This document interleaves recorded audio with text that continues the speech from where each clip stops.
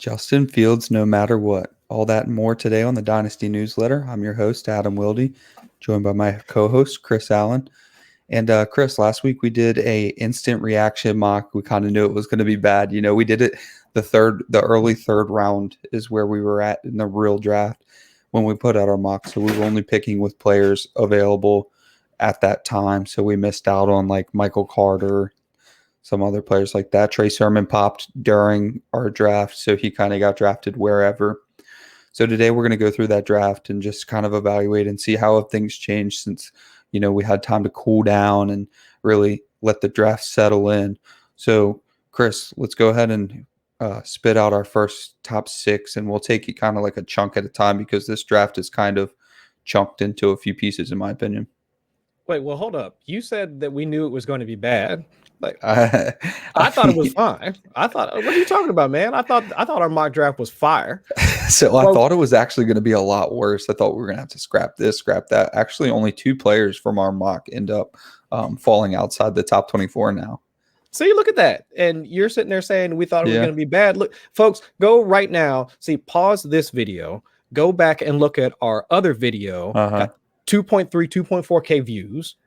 Yep. I thought it was a good video. And you're sitting there saying that you thought it was going to be bad. Come on now. But I think the big takeaway, though, was the fact that now we've had a chance to sit down and think about actually digest the draft. Right. Because especially from like the very first night where we just had all the excitement, the leading up to San Francisco's pick, all the speculation, and then now we get a chance to sit back and actually think of, and we're actually in a bunch of drafts, either together or in our own respective leagues, and seeing some of our thoughts kind of morph into reality.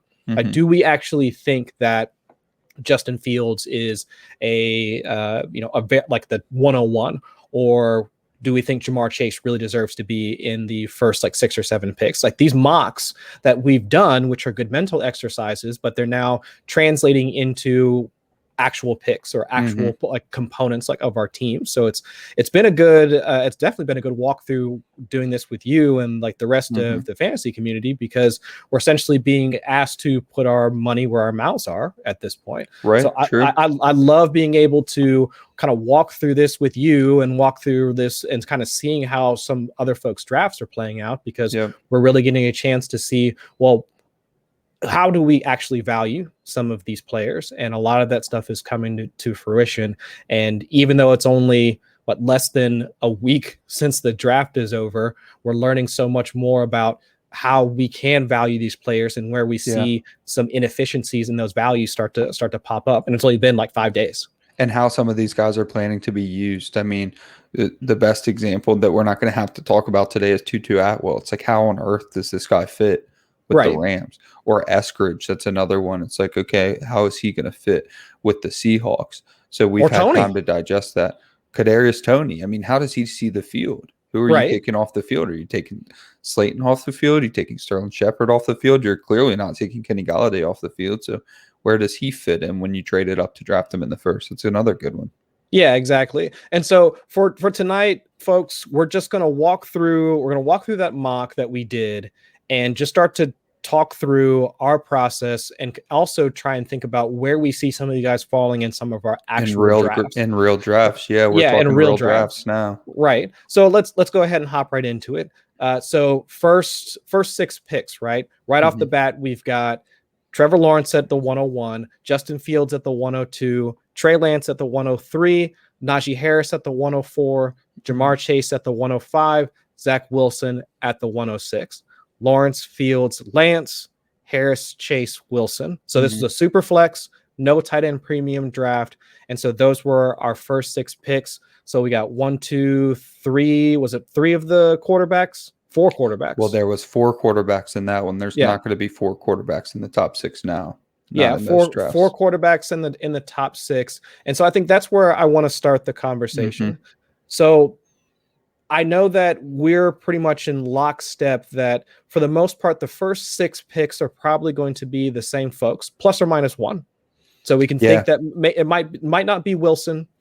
It might be, and it could be Kyle Pitts or somebody else that moves into the 106 slot.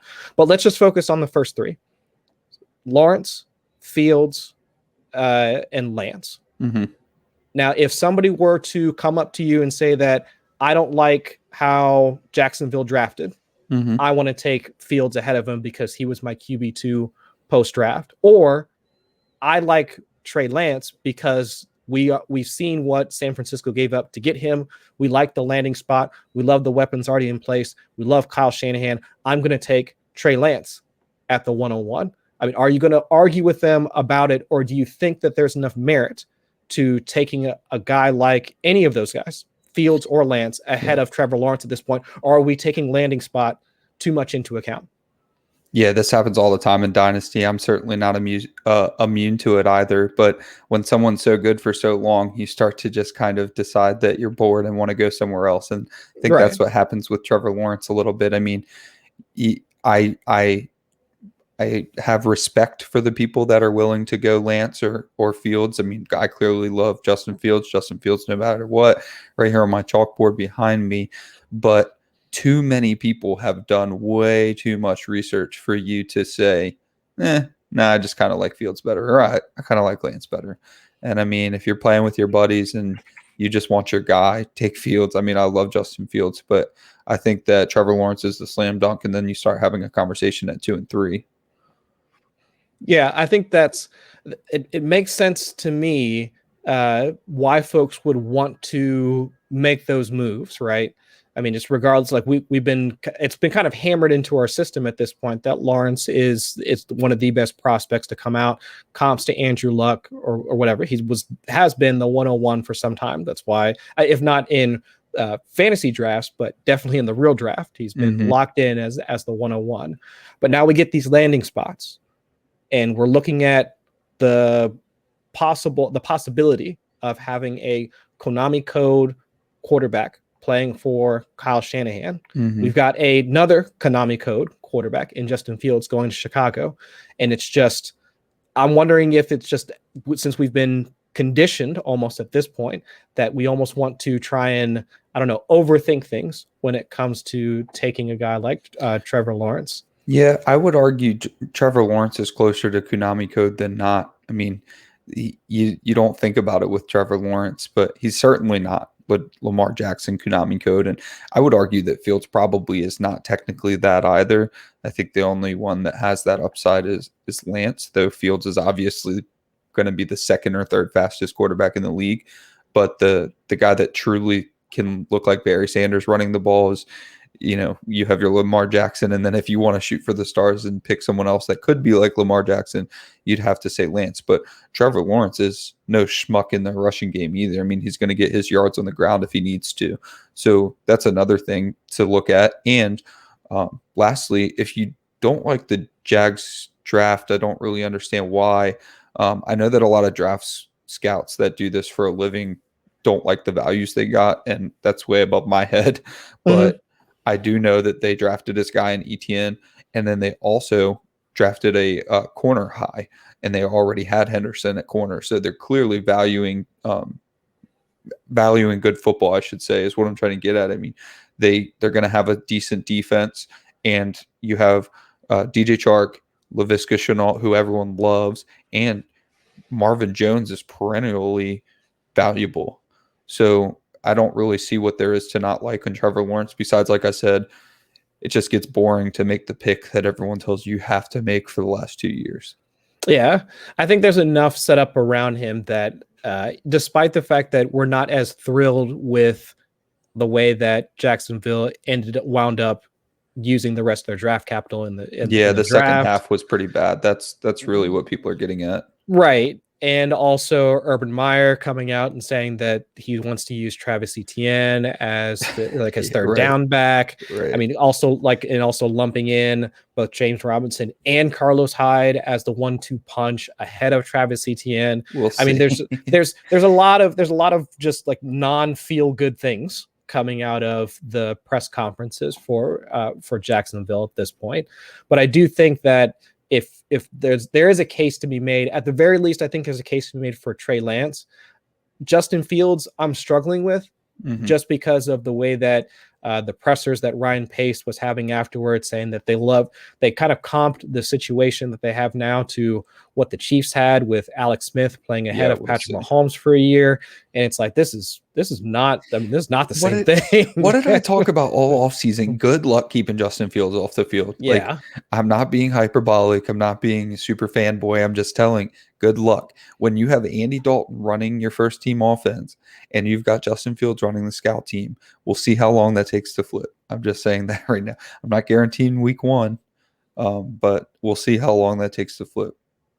Yeah, it doesn't make much sense to me that you have an offense that was top 5, top 6 in terms of neutral passing rate, but then at the same time they were, I think, bottom 10 in EPA per play. Right. I mean, you got this offense that that they want to try and push the ball, push in terms of both like pace, and also they want a good passing offense to go along with it. It looks like Matt Nagy is at least recognized the fact that this is now a passing league and he wants to get with the times, but you can't do that if you've got Mitch Trubisky and Andy Dalton like at the helm. It doesn't make any sense to me. You would see so often. I mean, you would see Darnell Mooney set up for a beautiful deep shot and just overthrown by 10 yards. They were doing it last year. They were doing what you want them to do.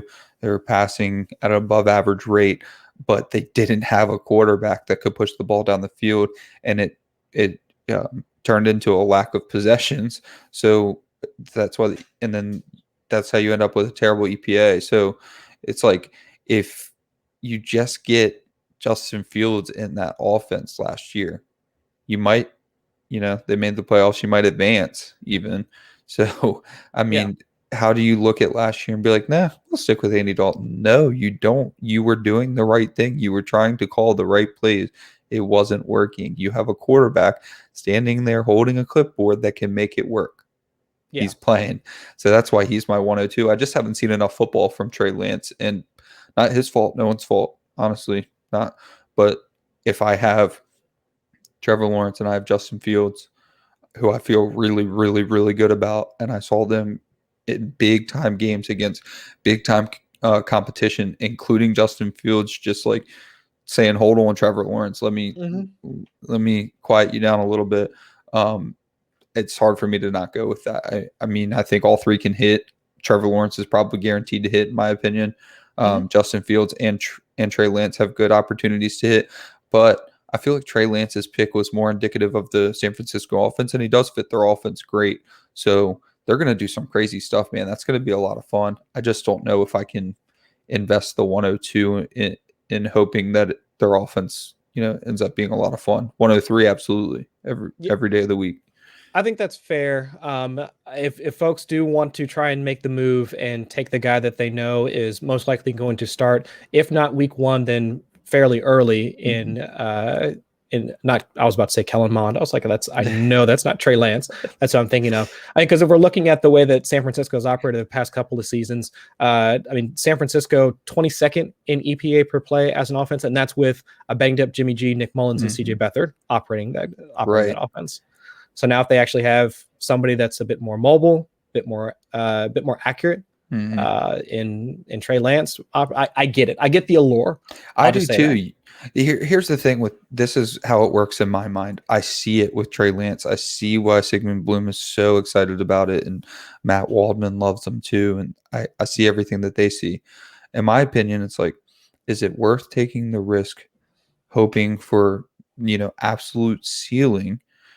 When even if Trey Lance hits ceiling, I still feel good about Trevor Lawrence and Justin Fields being right there behind them. I still see a situation where it's like Patrick Mahomes, Lamar Jackson, Deshaun Watson. Those 3 guys are like, yeah, Patrick Mahomes is way up here, but I'm still happy with either Watson. Obviously, in a world where nothing's going on with Watson, I'm still happy with Watson and Lamar right there under him. I was in trade conversation the other day. I didn't want to pay anything extra with Lamar, and it ended up we were both understanding of that. And that's my point. If you go Fields or you go Lawrence and you take a slightly safer pick and you don't shoot for the absolute moon, you still end up with a guy that's probably only 1 or 2 spots behind, moonshot Trey Lance. Yeah. So that's that. Those are our first 3 picks, or first 6 picks rather. Pretty much. First 3. Yeah, first 3. And quarterbacks are typically, I mean, especially in Superflex leagues, I mean, these are the quarterbacks that most folks will be vying for. Yeah, that's going to be your top three almost every draft. Right. Not as surprising. And I could see a case where that the next three picks, so at least in our mock, it was Najee Harris at 4, Jamar Chase at 5, and then Zach Wilson at 6. I do think that there's a chance that depending on your league, you can wind up seeing another quarterback like being tossed into the mix like that early. I've also seen Kyle Pitts being moved up into the first 6 picks. So the first 3, I think that we're fairly certain is going to be at least 2 of those 3 picks. I'm fairly certain are going to be quarterbacks. Yeah. Now for the next 3, so the 104 through the 106, that's where things can start to shift. And depending on team needs, wanting to shoot for upside in Pitts, that's where I think the conversations start to change as to, well, it's not about who offers or like what the process is, because most folks will try and lean towards running backs at that point, but it could be who offers the most ceiling at that point in the draft. Yeah. So I said before the show, I think that the 103 is 85% solidified. That 15% is actually people taking Kyle Pitts in the top 3, even in standard leagues. No tight end premium. You're still seeing a little bit of Kyle Pitts going in the top 3. So this is the first addendum I want to make to our mock draft, is that I don't think Zach Wilson goes ahead of Kyle Pitts very often, if really at all. The next 3 seem to be also solidified in a variety of ways with Najee Harris, Jamar Chase, and Kyle Pitts. So I think that's the first. It's only a 1-pick swap, but or actually I think it's 2. I think ETN went there in our mock too, but that's the 3 you're going to see now. Someone's either going to take the running. They saw all 3 quarterbacks go off the board. Hey, maybe they didn't have a quarter or need a quarterback. Maybe they couldn't trade up for a quarterback. So bam, consolation prize, either the RB1, the wide receiver 1, or the tight end 1. So no, I think, how are we starting that? For right now, I mean, to me, I don't see much of an issue with how we have it currently set up. The one person I was waiting to see, like in terms of like what the value differential is going to be on, was Chase. Yeah. Because I mean, wide receiver an early first round, like wide receiver, we're talking about putting him ahead of who we think was a great running back prospect. He just got put into a bad situation in ETN. But either way, I thought that with Chase, his landing spot's great. We'll see what that offense looks like with how he integrates with Higgins, Boyd, Mixon, so on and so forth. So I think that's where, depending on your league, you might see his value start to fluctuate quite a bit, because we mocked him at the 105. I recently got him in a draft at the 108. Love him at that cost. Wow. Yeah, I would love to have Jamar Chase like at the back end. Yeah, but I think more often than not, you're probably going to see him in that 106, probably 107 at the very latest, in my opinion. Yep. You're going to see those 3 basically. So you're going to have to decide if you have the 104. So basically the only way to guarantee you get one of those 3 guys, if you absolutely have to have Pitts or Chase or Harris, the only way to guarantee is by trading up to the 104, because it's going to be one of those 3 guys, and it could be any of those 3. So there's no way you can sit at 105 and feel comfortable you're going to get your guy. It's going to be different in every draft. Every draft is going to, a lot of times you're going to see Kyle Pitts go there, to be quite honest with you. They're going to miss out on the quarterback, and they're going to shoot for upside. So, I mean, if you have to get one of those 3, you got to trade up to the 104. Recently, I traded back from 102 to 105, and I know I'm sitting there waiting. Like, in my opinion, you might as well have the 106. If you have the 105, you might as well have the 106. You might as well see if you can trade back one, because I think all 3 are elite. I think there's a clear tier break between Najee and ETN, clear tier break between Chase and probably Waddle for me, maybe Devonta, and a clear tier break between Pitts and Freiermuth, right? So you're shooting. It's like 2 different drafts. That's why we broke it up this way, because it's like 2 totally different drafts. You have the top 6 and then Zach Wilson. So let's say top 7. We just haven't got there yet. And then after that, I mean, I get it with ETN. He is fantastic, and I probably am overreacting. I feel hurt for James Robinson. So I just don't understand how people are thinking that James Robinson is going to be irrelevant. However, James Robinson only signed a 3-year deal, so Etienne's situation's not that murky. But the big factor here is that those three, Chase, Pitts, Harris, are just ahead of a cut above the rest. And so if you have to get, trade up, if you have to trade up for one of them, it's a good year to do it. I tell you what.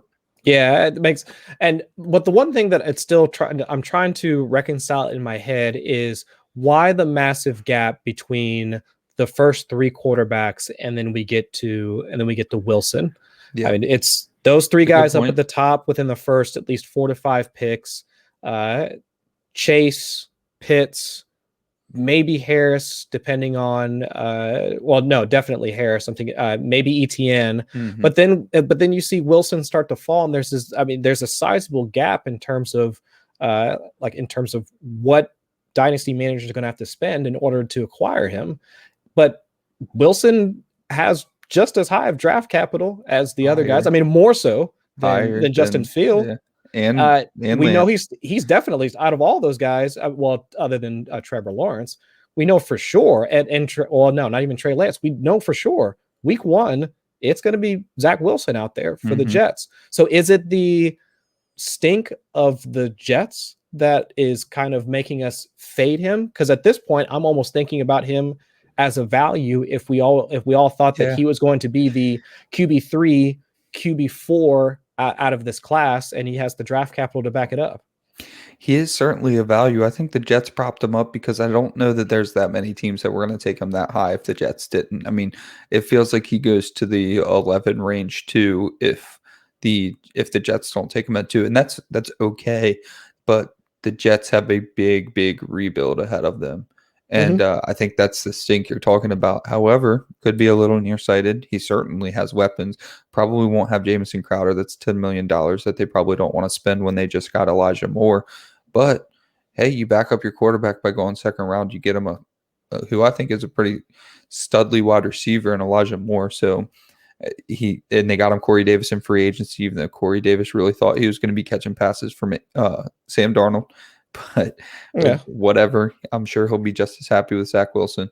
So I can see why you would think it's probably a value. And I could also see he could be the 104. There's really not a lot of reason he shouldn't be the 104 besides the fact that I think that Chase and Pitts are elite. And I think that Najee Harris is just all you can ask for in a rookie running back. He's going to get all the touches. The offense is going to be bad, or a pass first offense. I get that. But Najee Harris is fully capable in the passing game, so I don't even necessarily believe that's a knock. I just don't see how he fits is kind of what I'm getting at. He should probably be higher, but who do you take out? Yeah, and I think that's the part that it's almost two competing thoughts at the same time. It's like we have a starting quarterback. Justin Fields, for all intents and purposes right now, is not a starting quarterback in the NFL. Trey Lance, as much as we love him, is not a starting quarterback in the NFL. So right now, Trevor Lawrence and Zach Wilson are. But there's, just a massive gap in terms of where both are being drafted at this point.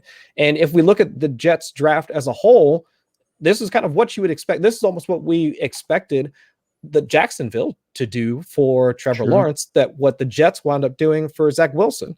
I mean, they wound up picking Zach Wilson, but then they trade back into the first round, get Elijah Vera Tucker, one of the guards. One of the better guards. Forgot about that. The guard won, right? Yeah. Pick up a guard in the first round. Then they go out and get Elijah Moore. They grab an all-purpose running back in Michael Carter. Yeah. So it's like, for all intents and purposes, this is on paper. If you did not look at the fact that it was the New York Jets, the green and the white, then you would think that this is not a bad draft. So I think it was a pretty good draft. It's just it's going to take a few more pretty good drafts, I think. It's just that we're so ingrained with how poor the Jets have been, not just as an offense, but just as an organization, that you see I just listed off all these good things about what the Jets have done, what the Jets did in that draft. Right. But at the same time, you're absolutely right. How do you pass up on a guy like Najee Harris? Just the rush attempts between the tackles, but also the catches out of the backfield, because we know that he had one of, if not like the most targets or most receptions for a running back out of this class last season. I mean, and then Jamar Chase, one of the best prospects to come out since Megatron. Exactly. I mean, since Amari Cooper, Megatron. Fair. I mean, whoever you want to comp him to. Mm-hmm. But it's just, you have those talents. But then in Superflex leagues, from a dynasty perspective, we have this starting quarterback with draft capital that's like, I don't know what to do. So I would almost rather, I would rather pick up value, or do we try and swing for the fences with some of those, with the elite talent that we have before us in either of those guys? In my case, I wound up getting Jamar Chase, but that's because, I'm the Bengals fan, with the hat right behind me. So I'm biased. But I can understand going the other route. Here's my question then. If you have a pick 4 through 6 and you want Zach Wilson, you have to trade back, right? Because there's never been somebody so solidified in a pick in my mind as Zach Wilson at 107. Yeah.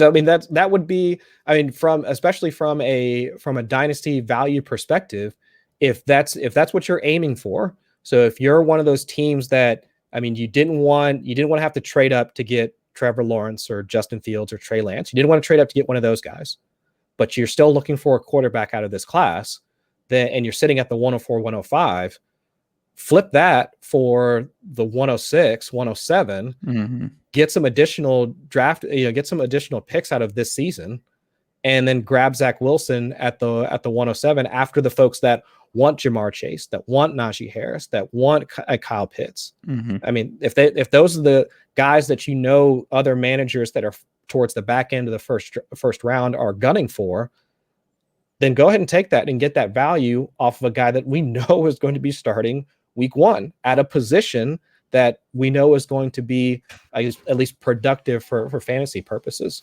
And that's surrounded by talented players. We think Denzel Mims is, at least at the very least. I can't believe I forgot to mention Mims. A worthwhile asset. We still think that he's going to be ascending. Corey Davis. It's just, to me, and then of course Christopher Herndon the 4th.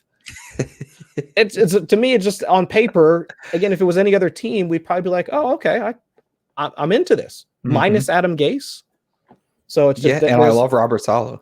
Yeah. So it just seems like there's a lot going for that team, but try and reconcile that with how drafts are going right now. And it's not even close. How we as dynasty managers are valuing him. Yeah. So I think the consensus there is I can't push him into the top 6, but I'm drafting him at 7 100% of the time. I'm not taking ETN over him. Waddle's my wide receiver too. I'm not taking Waddle over him. So you just trade back, if you don't, because I can write a narrative where I take him over Najee Harris, but most people won't. So you might as well trade to 107. And if you don't get him at 107, you get Najee Harris. So it's a heck of a consolation prize, because the only knock on Najee Harris that people are going to have, besides thinking the Steelers are going to be terrible, which I don't think that they're going to be terrible for the reasons people are saying, is that he's 23 and a half already. Yeah, he was an older for running back. But I always say it's contract, not age. And especially since in Alabama, there's such a rotation at running back that he really kind of has, Josh Jacobs coming out was the same way. It's like, he was starting running back, but he didn't get a whole heck of a lot of touches. Now, Najee Harris did get a lot more touches than Josh Jacobs, but still, it's not like he is like 4th year in the NFL kind of touches, know. So 23 and a half to me. And now this is just a theory I've always had. I don't know if I'm correct, but I value contract over touches, which means 5 years of Najee Harris because he was a first rounder. That makes sense to me. All right, so let's see. Getting into the second half of the first round. That's where it gets dicey. Yeah, so 107 through 109. So we have Kyle Pitts at the 107, Travis Etienne at the 108, and then Jaylen Waddle at the 109. I'm assuming that by the 107, Kyle Pitts is most likely going to be gone. Yeah, most all of them. Yeah, in the couple of drafts that I've done, I've seen Kyle Pitts go as high as the 103. I've also seen him go at the 104 and the 105. So Me too. I'd honestly be somewhat surprised to see him there at the 107. So let's assume that all the 2 picks behind him get bumped up. Mm-hmm. ETN at the 107. Well, Waddle no, at probably Zach Wilson at the 107. Zach Wilson at the So then 107. ETN at 108. And then Jaylen Waddle at the 109. Yep. I don't see much of an issue with that compared to the other positions that were drafted ahead of him, right? Because I know that you and I both had Waddle as our wide receiver 2. Mm-hmm. No issue there. ETN, RB2, no issue there. So I think that at least from a value standpoint, towards the back end of the first draft, I think back end of the first round for most drafts, these are the types of guys that you'll be finding. I mean, unless somebody goes absolutely wild and tries to take somebody like Trey Sermon, relatively early or something like that. It's happening. I just got Trey Sermon at the 204. I was pretty happy about it, but Trey Sermon's creeping up there in some drafts. But I think the thing to take away from here is Jaylen Waddle, because we're both comfortable with him at 109, and I've seen him around 109 is about the earliest I've seen him. But I also just got him at 112. I've seen him as early as 108 all the way to 201. And mocks that I've seen and people's drafts that I've seen, other industry folks, I just think people are uncomfortable with him. And I don't blame them. I shoot for upside. That's why I traded a 2021 first for Ruggs last year. Really, really sad about that. But if I'm drafting at the back half of the first, I'm shooting for upside. Because in theory, if you have your first round pick and it's at the end of the draft, you didn't need that pick anyways to succeed. You just succeeded without it last year. Unless your team fell apart in a year, you ran into some bad luck, some retirement, some injuries, then you probably have a luxury pick, and that's Jaylen Waddle for me. So if I've got 109 through 112, I think Jaylen Waddle has to be the pick. He is the most upside. He has the second most draft capital, only 1 pick behind Jamar Chase, who is, being declared as legendary. He's my 108, really. So what's the case? So what's the argument against taking? I know folks would take Devonta Smith right ahead of him. Yeah, the only problem to me is, well, for one, when you're talking about the difference between 6 and 15, I think Devonta Smith was the 15th overall. They traded back with, that was a really weird trade back. But anyways, so no, I'm sorry, they traded Smith, up for Devonta Smith. Yeah, at the 10th. Yeah, absolutely. So I guess that the only thing is, can I bet that Devonta Smith is an outlier? And I really hate it. I don't want to hate on the guy for being small, and I get what everybody says with show me what he can't do, but I can show you a million things that Waddle can do too. And he got drafted 6th overall, so it's not so much against Devonta Smith. It's like, why do I take that risk when I'm just as comfortable with Jaylen Waddle? So I think there is a discussion to be had there in terms of who's your wide receiver 2 and wide receiver 3. I mean, if you do have those concerns, I mean, BMI Twitter is probably going to come for you. If you do wind up having concern about what Devonta Smith's going to do, like at the professional level. But I do think from an opportunity standpoint, now there's a case to be made, right? Because if we're looking at projected opportunity, as I'm sitting here right now on, today's May 6th, thinking about what the projected opportunity for for both of those prospects coming in, at least for me, the way that I'm looking at it with draft capital, I don't care about for Devonta Smith. I don't care about JJ Arcega-Whiteside. Do not care. Travis Fulgham, unfortunately, do not care. It's going to be Jalen Reagor, Devonta Smith, most likely Greg Ward in the slot, Zach Ertz, Dallas Goedert playing in line at the tight end position. So I think that Devonta Smith almost instantly slots into a starting role. Can we really say the same are we saying the same in terms of projected volume for Jaylen Waddle at this point? And I don't know, given the fact that the way that Miami operated under Tua last season, can we see the same amount of volume going to Waddle as we do for Devonta Smith? I don't know. Yeah, I think there's a couple things there. I do think that you can project them for similar touches. I mean, Devontae Parker is a pretty easy cut next year, if I recall correctly, and Preston Williams is an undrafted free agent who did shine, and I have him on most of my dynasty rosters, but he's also coming off an ACL tear. And you see, it doesn't really matter for those undrafted guys. It's hard for them to stick around. So now you're talking about Will Fuller on a 1-year deal. Okay, maybe Jaylen Waddle has a tough time at the start of his career because he does a lot of the same things as Will Fuller. So maybe they have a hard time getting them both on the field. But I think it'd be advantageous to keep Will Fuller, Jaylen Waddle, and Devontae Parker on the field as often as you possibly can. Now, maybe Preston Williams works back in, but I don't think that the team has much allegiance to Preston Williams, at least not as much allegiance as I have to rostering him. No, so I wouldn't think he's so. He's not an impediment. And I don't think Devonta Smith really has impediments either, to your point, but I don't think we're giving Jalen Reagor enough credit for the prospect he was.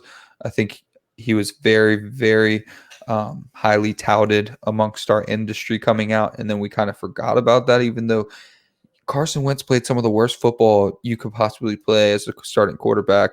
The offensive line was a 0, all backups pretty much, except for they had one offensive lineman who played all year, and I forget his name.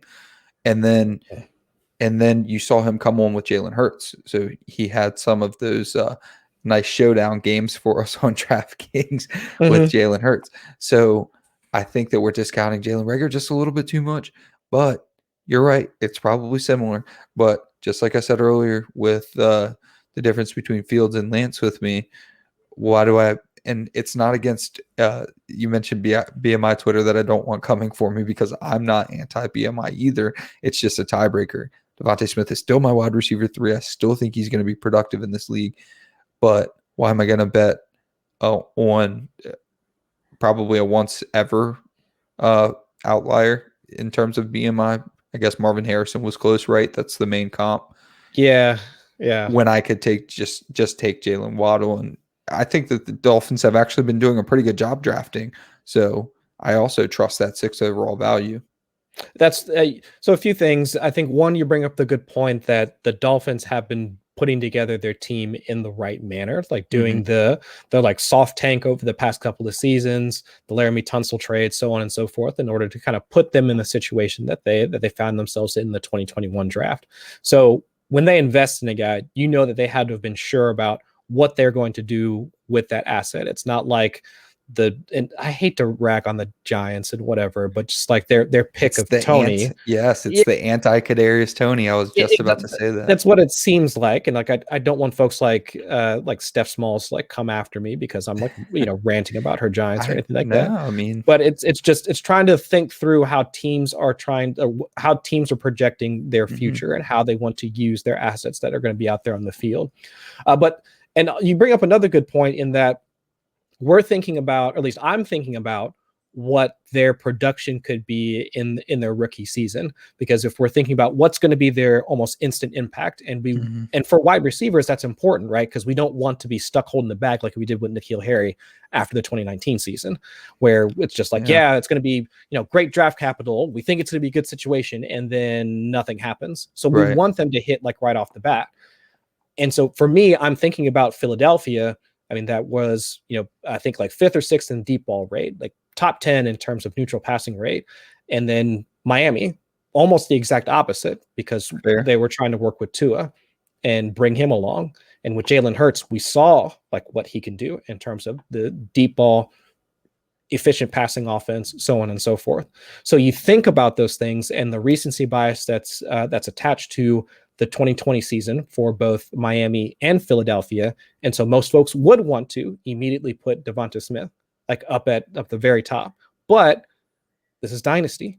It's not just about their rookie season. It's about what their outlook is going to look like in year 2, 3, 4. And you bring up the good point. Will Fuller's there, 1-year deal. Devontae Parker. How much longer do you think he's going to be a part of that offense? I think he's too expensive for his value he brings to the team. Right.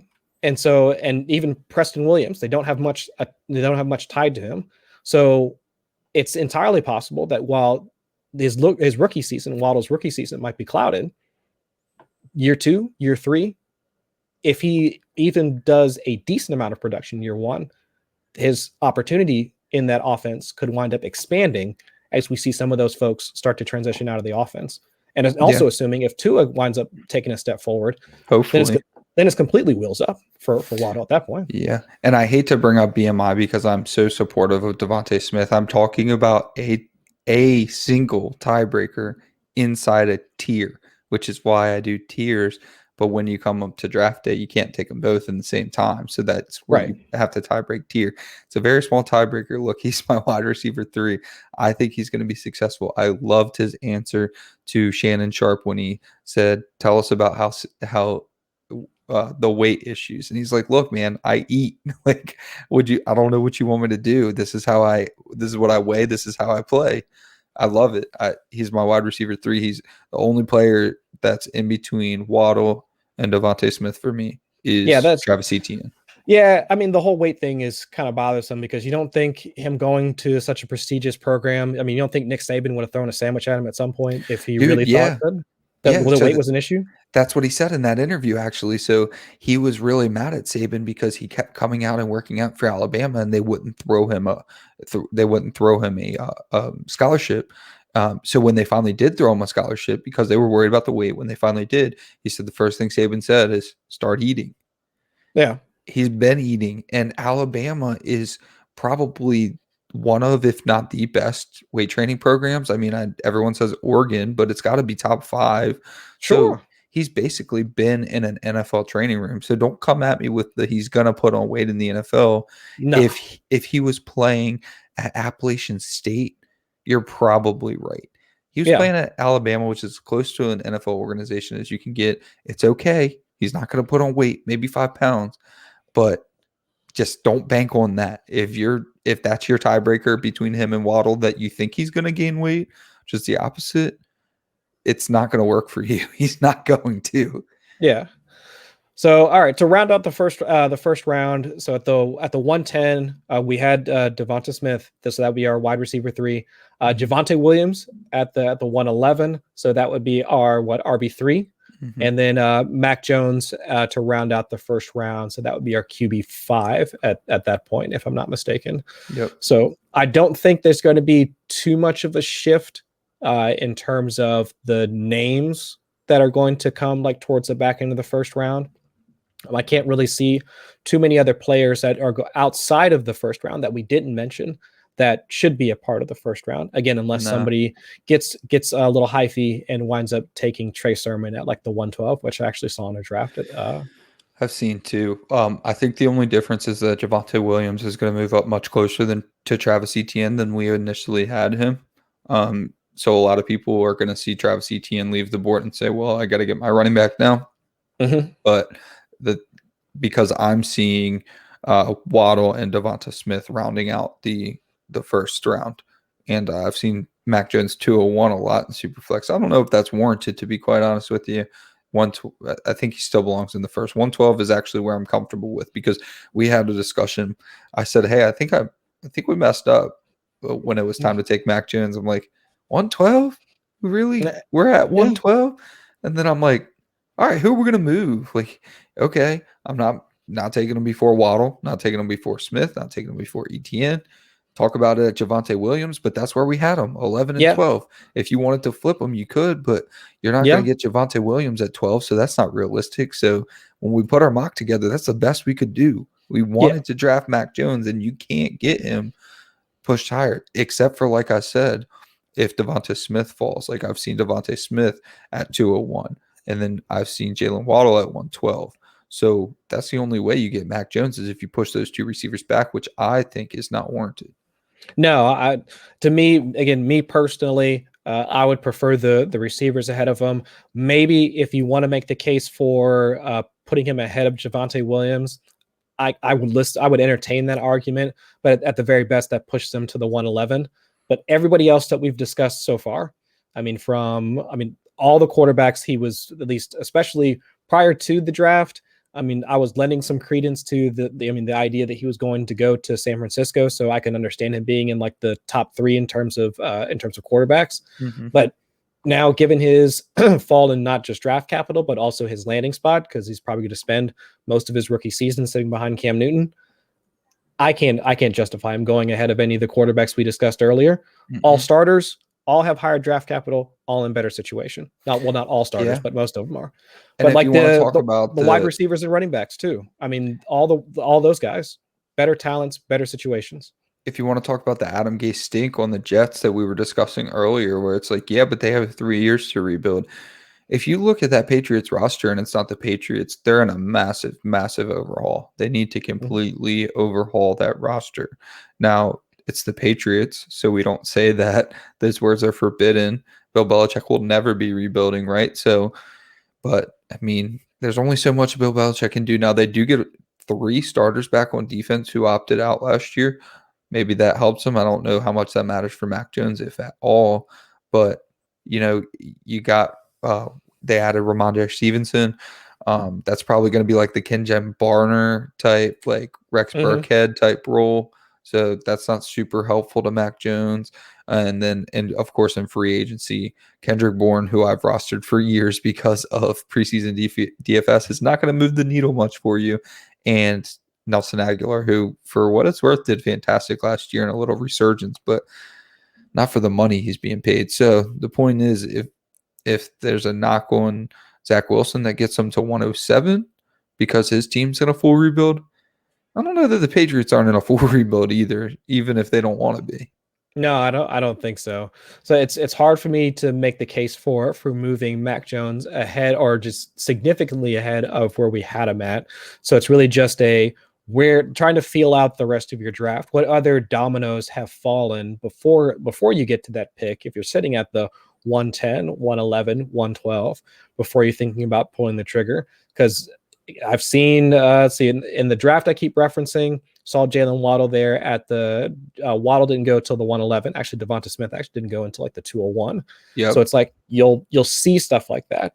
And so and especially since we are so close to the draft, so many folks will have that landing spot draft capital bias like ingrained in where they're at. That might sway folks into making that suboptimal pick that you can capitalize on. Yep, you're absolutely right. And another thing that you need to do is figure out what your tiers are. We split this show up into tiers intentionally. Figure out what your tiers are. If you have a quarterback tier, if you have a running back tier, I preferred wide receivers over Travis Etienne and Javonte Williams, both Devonta Smith and Waddle, and I was willing to get either of them. So I traded back from the 108 to the 112 and gathered some additional capital in doing that. And the point of that is, if you have your tiers, you add value and you still get the guy. I was going to take Jaylen Waddle at the 108 when Travis Etienne was available, but I got to take him at 112. Or if Waddle wasn't there, I would have got Mac Jones or I would have got Devonta Smith. So that's why you need to establish your tiers and say, I'm willing to move back from this. I'm not going to just take my guy early. Sometimes you can't move back. If the 3 people behind you don't want to move back and that puts you outside of your tier, don't go to the next tier. But if you don't have your tiers, you can't do any of that. Yeah, I agree. So that's where we're at, folks. I mean, we sat through and walked through the very first round of our 2-round mock draft. We appreciate you guys for coming out and taking a look at and just kind of letting us talk through our thoughts. We did it the night of the draft. I mean, we were on the air, I think when Trey Sermon was drafted. So a lot of that stuff was happening in real time. And so we've had a chance to kind of think through and let us know what you think. Let us know if you agree, disagree, seen something different. Next week, we're going to go through the second round. And we'll most likely be talking about, we'll talk about the second round. We'll talk about some more news regarding the way that teams are starting to operate now that we've got a little bit more information regarding the vets and all that. More press conference news, any of those tidbits that will help you evaluate some of your rosters. Then also we can talk trades, especially now with so many drafts now going on. There's always moves to be made. Like we were just talking about earlier, trading back in order to pick up Zach Wilson, if that's something that you're interested in. I did a trade where, like what I said earlier, I saw Chase still available at the 108, got rid of my 108 in order to pick up Chase. So it's just there's things that you can do in order to pick up the guys that you want. We see some trades go down already.